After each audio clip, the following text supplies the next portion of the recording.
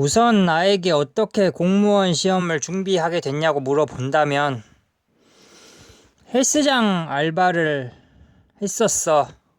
그 알바를 하다가 공무원으로 정년 퇴직한 회원분의 추천으로 공무원에 관심을 가지게 됐어. 그 전까지는 공무원에 전혀 관심도 없다가 말이지. 사실 나는 점수 맞춰서 대학에 들어갔는데 과에 흥미가 없으니 대학 졸업장이 아무 쓸모가 없더라고. 그래서 어떻게 먹고 살지에 대해 고민하면서 오전에는 도서관에서 책을 보고 오후에는 헬스장에서 빨래를 개며 알바를 하고 있을 때였지. 그래서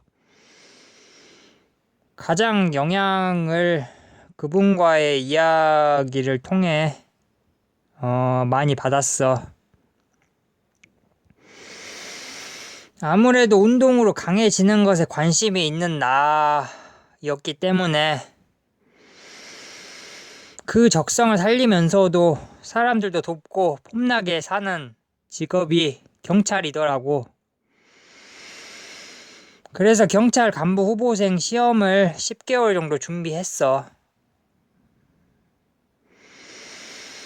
내가 응시했을 때는 객관식이랑 주관식을 동시에 보는 시험 방식이었어.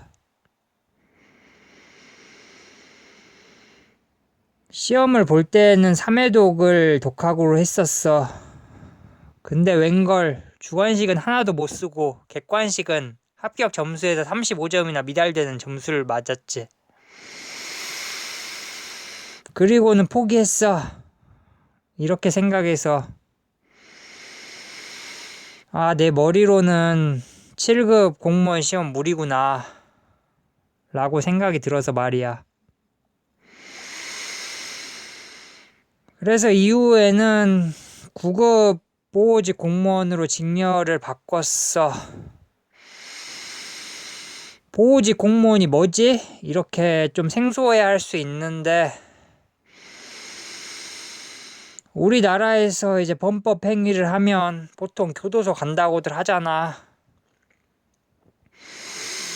근데 그렇게 큰 잘못한 게 아니라, 즉 경범죄거나 나이가 좀 어리면 보호관찰이라고 교도소에 가두는 것 대신 일정 기간 공무원의 감시를 받고 그 기간 동안 사고를 안 치면 정상적인 생활을 할 수 있게 하는 감시와 좋은 길로 인도를 맡는 직업이었지. 이 직업 역시 철학이나 심리, 종교, 서적에 관심이 있는 나에게는 딱이라고 생각해서 준비했어. 9급으로 바꾸게 되니 무려 3과목을 다시 공부해야 했지만 말이야. 다시 처음부터 강의를 듣고 기출문제를 풀었어.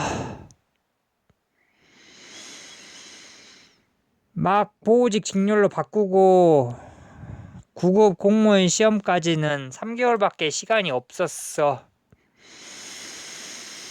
그래서 바로 합격한다는 생각보다는 그냥 한번 응시해보자 라는 생각으로 시험 신청을 했지. 근데 웬걸 갑자기 코로나가 터져서 공무원 시험이 연기되더라고. 그래서 좀만 더 하면 붙을 수도 있겠다라는 생각이 들었어. 그래서 안 쉬고 무려 2달을 하루 10시간씩 도서관 집 그런 공부를 했어. 그래서였을까? 내 몸이 견디지 못해서 아프기 시작하더라고. 공부하려고 책상에 앉으면 누가 입안에 들어와서 바늘로 내 잇몸을 하나하나 콕콕 찌르는 듯한 통증이 시작되었고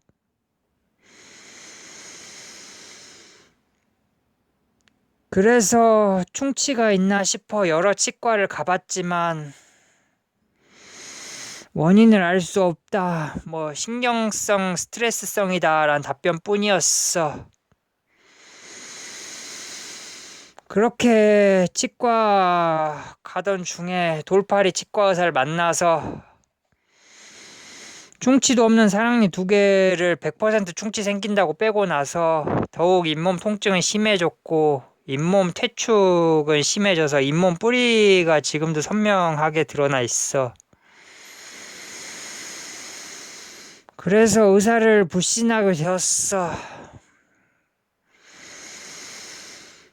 의사도 돈 받고 하는 직업이니만큼 꼭 치료가 필요하지 않는 병도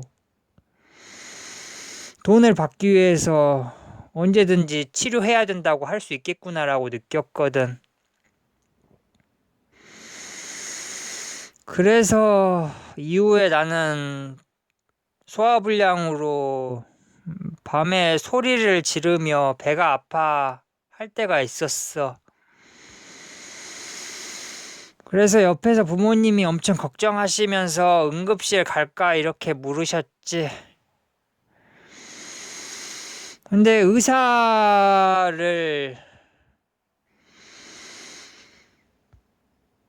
장사꾼으로 보는 내가 그래서 절대로 안 간다고 했지.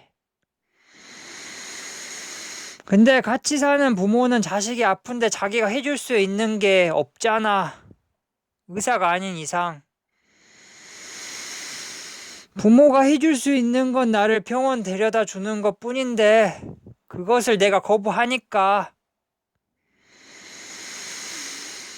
천불이 났었나 봐. 그래서 아플 때마다 많이도 서로 상처가 되는 말을 했었어. 그러고는 아빠가 이 말 하더라. 너랑 더 이상 다투기 싫다. 제발 좀 나가라. 이렇게 살다간 나도 제명에 못 살겠다. 제발 올해는 좀 독립을 해서 나가라. 라는 아빠의 말을 4번, 5번 들었고 그렇게 나는 도끼를 품은 채 가지고 있는 2천만 원으로 독립하기 위해 이곳저곳을 돌아다녔지.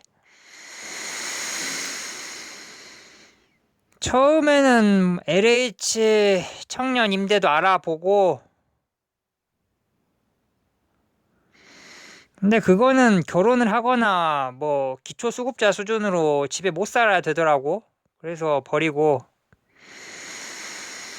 그 다음으로 집 주변에 원룸을 알아보는데 6평짜리 코딱지만한 방이 5천만 원 주라 하더라. 백수에다가 뭐 더 이상 돈 벌 수도 없는 나에게는 말도 안 되는 돈이었지. 그래서 그것도 나가리고 도서관에 가서 부동산 경매에 관한 책이란 책은 다 읽었어. 근데 한 10권쯤 읽어보니까 다 똑같은 말이더라. 100번 이론하는 것보다 한 번 경매해서 하는 게 훨씬 낫다 뭐 이런 말이 많아서 경매를 하기 위해서 뭐 임장도 가보고 뭐 권리 분석도 해보고 뭐 그렇게 해서 내가 가진 2천만 원 대출 1,000만 원 해서 빌라 한 세대를 사서 독립하게 되어 이 이야기는 이쯤 하고 어찌됐든 2번째 공무원 시험을 몸이 아파서 또 지치기도 해서 포기를 했어. 그러면서 나는 내 스스로에게 이런 말을 했었던 것 같아. 이런 나약한 놈, 이런 머저리 같은 놈이라고 말이야. 그렇게 자책하면서 나 스스로를 괴롭혔던 것 같아. 근데 나를 가장 잘 이해해 줄 수 있는 사람은 나밖에 없잖아. 근데 그 내가 나를 매일 그렇게 공격하니까 점점 작아지더라고.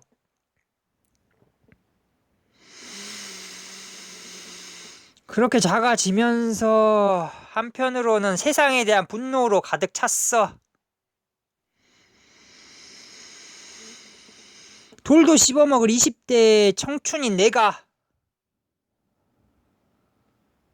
아파가지고 내가 처음으로 사회에서 나온 선택을 포기해야 되다니. 내가 뭔 죄를 졌었을까? 라고 생각하면서 말이야. 그렇게 아프기 시작하면서 모든 게 시시해졌어. 잘 먹고 잘 살려고 공무원 시험 공부를 시작한 건데 공부하다가 수명을 깎아 먹었구나라는 생각이 들었거든. 장자란 책의 한 구절을 보고 많은 위로를 받았어. 사람들은 새를 잡으려고 새총에다가 다이아몬드를 매달아 쏘는 사람을 보면 비웃지만 사실 세상 사람들이 다 이런 식으로 살아가니까 비웃지 말라고 말이야. 나도 동감했어. 돈을 위해서 돈으로 살 수 없는 것을 희생하지 말라는 거지. 예를 들어 건강, 시간, 우정, 그 당시의 즐거운 말이야. 시험을 포기하고는 그냥 걸었어. 산이든 지하판이든 호수 공원이든 밥 먹으면 나가서 걷고 배고파지면 들어와서 밥 먹고 저녁에는 온몸을 손으로 주무르고 조금씩 할 수 있는 만큼의 근력 운동을 시작했어. 그렇게 몇 개월 지나니까 조금씩 통증 주기가 짧아지고 어느 순간은 없어지더라. 자연 치유됐달까? 역시 인간 다른 동물들처럼 걷고 뛰고 하는 육체 활동에 적합한 생물이란 걸 느꼈어. 통증이 가라앉고는 다시 건강을 되찾았다는 생각이 들어서 군무원 행정직을 준비했어. 이번에는 일의 의미나 적성은 전혀 상관없이 그저 쉽게 들어갈 수 있는 공무원이란 이유 하나만으로 선택을 했어. 아무래도 군대에서 여러 사건 사고도 뉴스에서 이슈되고 강원도 이런 산간지방에서 근무를 해야 되기 때문에 사람들이 많이 지원을 안 해서겠지. 이번에는 2과목을 다시 해야 하는데 2개월 인강 들었을까? 다시 잇몸 통증이 생겼어. 대학 병원을 포함해서 역시 여러 치과를 가봤지만 원인을 모르겠다는 말뿐이었어.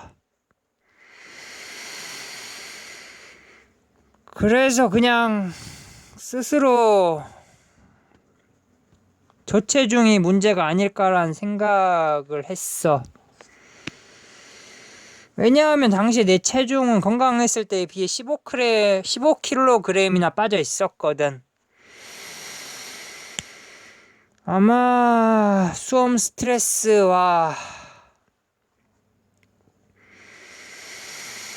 자괴감, 뭐 이런 게 복합적으로 하면서겠지. 거울을 보면 난민 같은 얼굴인 내가 보였어. 어쨌든 또 통증으로 세 번째 공무원 시험을 포기했어. 사회에 나와서 내가 처음으로 선택한 길에서 자꾸 포기를 하게 되니 나는 망했다. 혹은 이번 생은 망했다. 란 말을 혼잣말로 하루에도 수십 번씩은 했던 것 같아. 그렇다고 이런 몸 상태로 다른 직장을 가질 수도 없고 말이야. 그런데 나도 다른